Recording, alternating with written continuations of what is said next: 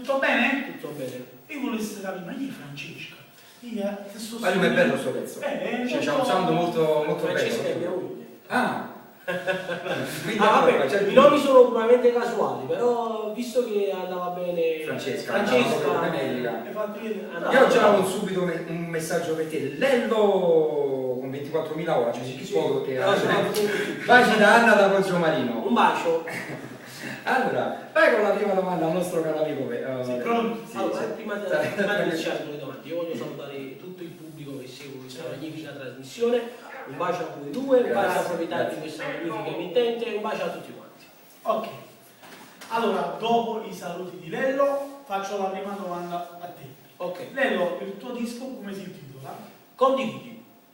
Come mai questo nome Allora, molto informatico? Perché oggi già le condividi. Io sono uno che cerca di andare un po' a passo con i tempi, nel senso che i titoli del disco erano due, tra cui mi piace o condividi. Poi la mia non dice fa cosa targa mi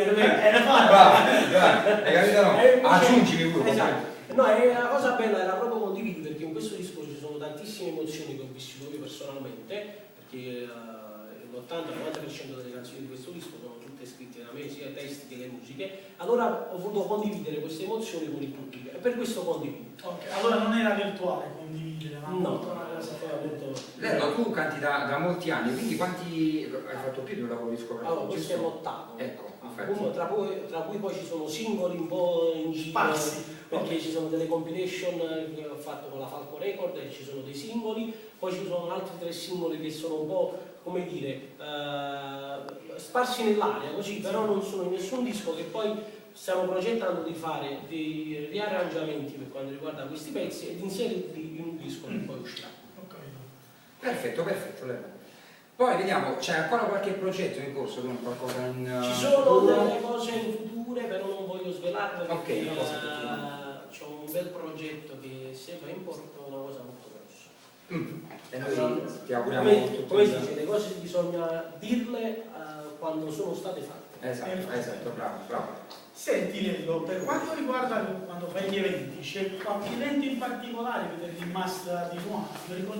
Allora, io ho fatto un evento importante, lo feci nel 2007, il mio primo concerto organizzato tutto da me. Fu uno spettacolo bellissimo perché durò più di 2 ore con la serata. E a dir poco la cosa bella quale fu?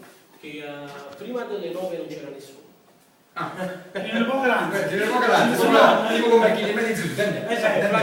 delle 9 non c'era nessuno, dalle 9:30 in poi non si poteva passare più.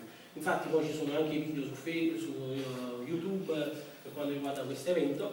E la cosa bella è che c'erano 5-6.000 persone, era praticamente in un campetto. C'erano 5-6.000 persone, gente con coppie e rezzo, cose. Quello fu un evento importantissimo. Di cosa bravo, esatto. E per questo è un ricordo bellissimo che ho avuto, che è stato fatto nel 2006, però poi ci sono stati altri eventi, altre cose, però quello è stato un evento organizzato prettamente da me e è riuscito a parlare.